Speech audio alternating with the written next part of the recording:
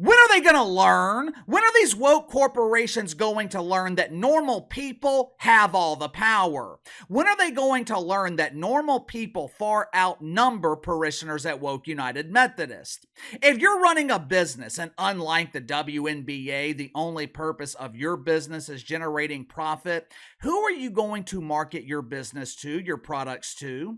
Are you going to market to the 90% of normal people, or the 10% of wanker spankers? Which, keep in mind, most of the wanker spankers are broke. They don't have any money. They are living hand to mouth, waiting on the first of the month to cash their woke welfare check. How many times is this going to happen? How many companies are going to risk losing billions of dollars just to try to appease the unappeasable? Bud Light, Target, Disney, the NBA, Starbucks, North Face, Maybelline, the entire genre of late night television. You know what they all have in common? They all told normal people, we don't want your business. We don't want your racist money. And you know what normal people did?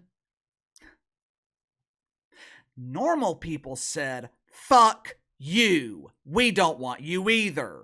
And every single one of those cases, guess who won the battle? Guess who came out on top?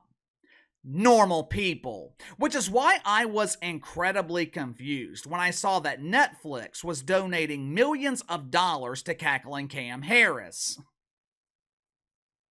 If you haven't already, make sure to like and subscribe. You can follow me on Twitter at KC_BTL84. If you happen to stumble across this video, be sure to check out my main channel, Behind the Line. If you search Behind the Line here on YouTube, should be the first channel that comes up. Wilmot Hastings, better known to friends and family as Reed, and with a name like Wilmot, who in the hell can blame him? Hell, I wouldn't blame him if he was asking to be called Wilma. This is one of those rare instances where a dude adopting a feminine name would be kind of understandable. Wilmot Hastings, though, he is the owner of Netflix, and apparently he is a proud deacon at Woke United Methodist. As the owner of Netflix, you would think that donating money to doofus politicians and openly supporting presidential candidates, that would be the last thing that you wanted to do. With Netflix being a streaming service and with the abundance of streaming services that are now available, you would think that Netflix would want to appeal to everyone. Kinda hard to appeal to everyone when you are alienating over half the country. I guess Reed Hastings thought that he was above potential bankruptcy. I guess Reed Hastings thought that he was so powerful, so successful that normal people couldn't have any effect on him. Because back in July, Wilmot proudly donated millions of dollars to cackling Cam Harris. Now, some believe this money was donated to help Cam secure the keys to the White House, but my inside sources, they are telling me that Wilmot donated this money to Cam Harris so she could buy new instruments for the cackling choir. I believe the choir was looking for boodle flutes, and those damn things are very expensive. I guess they're trying to recruit the whoopee cushion from The View into the choir, and they wanted to make sure that they had plenty of boodle flutes available for her to play. Reed Hastings, he donated this money to Cam Harris on July 23rd. 3 days later, Netflix experienced damn near record-breaking cancellations. Almost 3% of Netflix subscribers, which is probably over 10 million people, almost 3% of Netflix subscribers canceled their subscription. I have Netflix. I have no idea what I pay every month for it. I would assume it's around $10, maybe $15 a month. Do the math, though. By donating to Cam Harris, Reed Hastings lost his company billions of dollars in revenue. Is it really worth it? I mean, I'm struggling to understand the logic here. Not only did you lose millions of dollars by giving that money to Cam Harris, money that I can assure you was completely wasted, you also lost billions of dollars from lost subscribers, many of which you will never get back.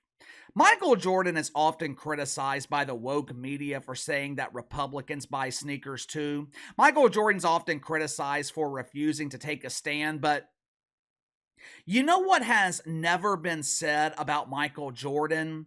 He has never been accused of being bad at business. Here we are 30 years later, and Michael Jordan, he has been proven right over and over and over again. If you are a business, stay the hell out of politics. You're putting yourself in a lose-lose. If you support the Trumper, you piss off lonely men and women aspiring to be men. If you support the leader of the cackling choir, you piss off normal people. Guess what happens if you don't publicly support either candidate? You stay out of the bullshit.